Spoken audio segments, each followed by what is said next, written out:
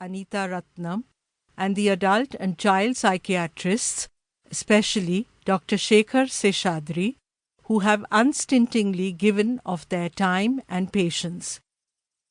As I am, to those who must remain unnamed because some identities and places have been changed for their protection.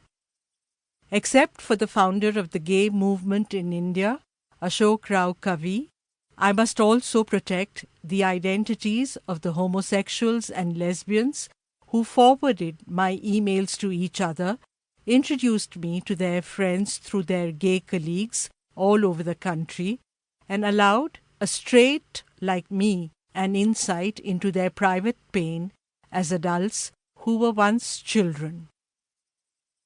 And how do I slot those wonderful people who helped me simply because? Some said it was the subject matter of the book. Others helped as random acts of kindness, like the editor Gayatri Devi Vasudev and filmmaker playwright Chetan Shah.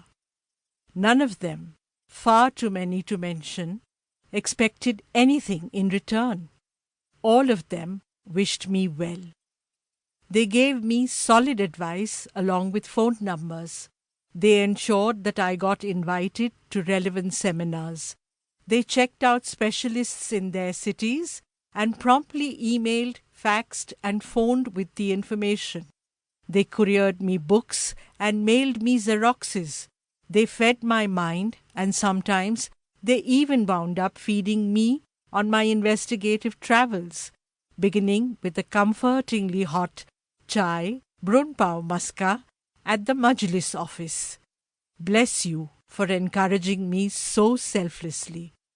I guess you were God's way of reminding me that even though such enormous evil exists, the world turns on the axis of its good people. NB. Mumbai has been spelt with 2 I's for a reason in this book. Numerologically, if you believe in these things, a single I spells disaster. The 2 I's work to some advantage, though the most beneficial was the original, Bombay. My earlier book, Once Was Bombay, has the details. But more to the point, the present spelling leads to a mispronunciation of the city's name. International television channels refer to the city as Mumbai, when it should be pronounced in its authentic Marathi way, Mumbai. Like Hawaii, Chennai gets pronounced correctly because of the 2 N's.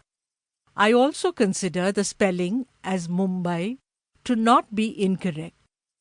After the name change, it has yet to be decided how my city's name is to be spelt in English. In Marathi and Hindi, it has always been written as Mumbai, the long E or the Dirgh. Typical that those who clamored short-sightedly for this unnecessary name change should orphan this crucial international element of the issue. Author's note. Dear reader, you have looked at the cover of this book, you have looked at its back cover, and the question you might want to ask of me is this: have you been sexually abused in your childhood? I shall be as direct. Yes. I could tell you at this point about the most mystical marrying of an author with her or his subject matter. I could then explain how it is me who has wound up doing this book instead of someone else. I would not be lying as I lay out my procession of thought before you to consider. My first book, Aruna's Story, is about the politics of rape and the rape of women. Penguin publisher David Davidar read my newspaper article on the nurse Aruna Shanbag's 50th birthday while she lay in a semi-coma, a quarter of a century after she had been raped, and asked me to develop it into a book. My second book, Once Was Bombay, is about the communal politics in what was once India's premier city and the gang rape of it by politicians.